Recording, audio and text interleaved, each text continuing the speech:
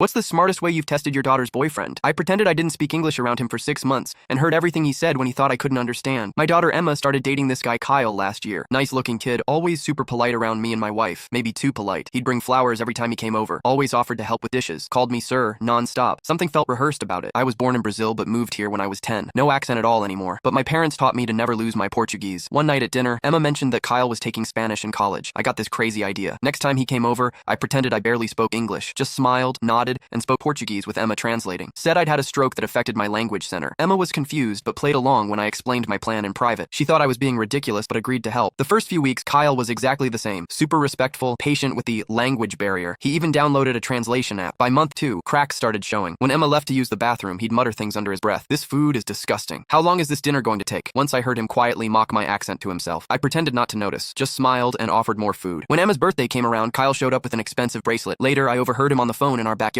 Yeah, I returned the cheap one and got the silver one instead. Her dad's loaded. Gotta look the part. That was interesting. I'm comfortable, but definitely not loaded. We live in a normal 3-bedroom house. I drive a 2016 Subaru. One Saturday, Emma had a shift at the hospital. She's in nursing school. Kyle came by anyway, said he left his charger. I let him in, still doing my broken English act. While I pretended to watch a Portuguese soccer game, he took pictures of our mail, our investment statements, even opened my desk drawer when he thought I wasn't looking. The next week, I accidentally left fake bank statements showing a negative balance and massive debt on the kitchen counter, just to see what would happen. 3 days later, Kyle told Emma he needed space and wasn't sure about their relationship. Said he wanted to find himself before getting serious with anyone. Emma was heartbroken but suspicious. She asked if my test had shown anything. I told her everything I'd heard. We waited to see if Kyle would come back once the fake bank statements disappeared. Sure enough, 2 weeks later, he texted her saying he'd worked through his issues and wanted to try again. Emma invited him over for dinner. He brought the usual flowers, called me sir again. I served his favorite meal, the one he'd called disgusting behind my back. Halfway through dinner, Emma started speaking to me in perfect English. I responded the same way. Kyle froze with his fork halfway to his mouth. You speak English? He stammered, looking at me. I've spoken English for 35 years, I said. Almost as long as I've been able to spot guys who date my daughter for her money. The color drained from his face. Emma placed her phone on the table, playing a recording of him from last week. Once I'm in with her family, her dad can hook me up with one of his doctor friends. Then I'm set for life. He tried denying everything, said I misunderstood, that my English must not be good enough to understand context. Emma held up his phone. He'd left